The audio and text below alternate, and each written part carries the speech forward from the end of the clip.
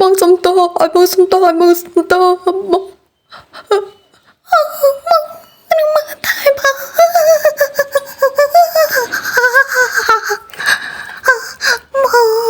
កុំតែចាស់បង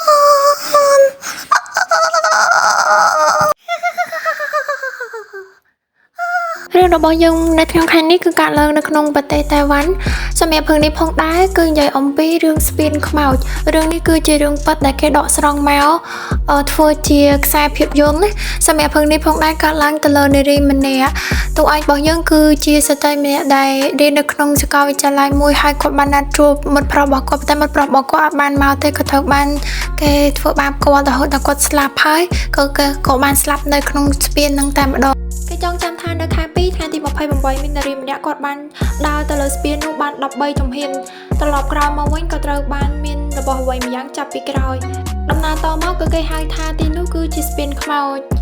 ក្រោយនៅលើស្ពានហ្នឹងល្បីមក4ឆ្នាំក្រោយមកគឺមាននិស្សិតចំនួន 4-5 នាក់នេះគឺបានធ្វើការចោះតឡាយស្គ្រីមតនៅកន្លែងហ្នឹងតែម្ដងដោយពួកគេអត់ខ្លាចទៅលើរឿងជំនឿហ្នឹងទេព្រោះក្មេងសម័យថ្មីគឺគាត់គិតថាអត់មានខ្មោចទេពួកគេទាញទូរស័ព្ទដើម្បីធ្វើការថតយកសកម្មភាពផ្ដិតផ្ទាល់តែម្ដងនៅក្នុងសកម្មភាពដែលគេកំពុងតែលេងល្បែងនេះចូលដល់ម៉ោង12យប់គេក៏ចាប់ផ្ដើមធ្វើការលេងល្បែងនេះដោយបិទមុខបរោះពាក់វ៉ែនតានេះធ្វើជាតួសម្រាប់ឲ្យគេធ្វើការពិសោធន៍ថានៅទីនេះមានខ្មោចឬក៏អត់ហើយពួកគេក៏ទាញកាមេរ៉ា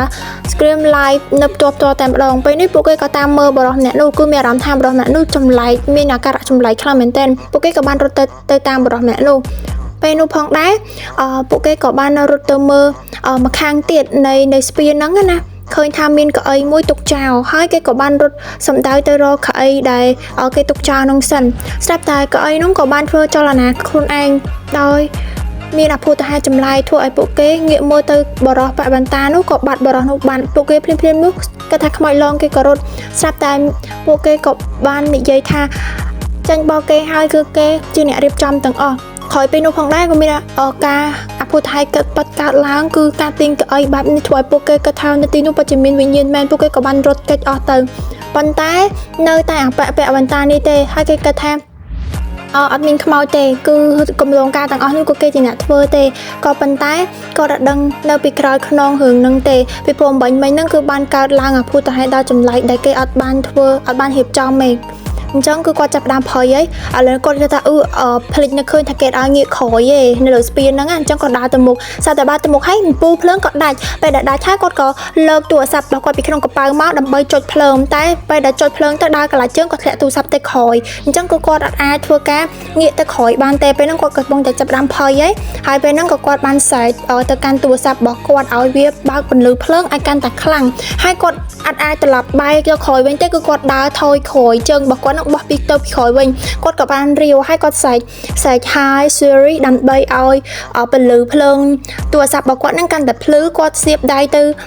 រតាមពន្លឺភ្លើងដែលទន្លឺភ្លើងទូរស័ព្ទហ្នឹងណាស្រាប់តែពេលដែលគាត់ស្ទាបដៃទៅហ្នឹងពន្លឺភ្លើងហ្នឹងក៏បានលង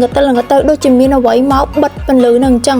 ទីបំផុតគាត់ក៏បានស្ទាបទៅប៉ះត្រូវជាមួយនឹងទូរស័ព្ទហ្នឹងមែនប៉ុន្តែរឿងអីដែលគាត់មិននឹកស្មានហ្នឹងគឺគាត់បានងាកកាសែតរបស់យើងក៏ត្រូវបានបញ្ចប់ធ្វើប៉ុណ្្នឹងដែរ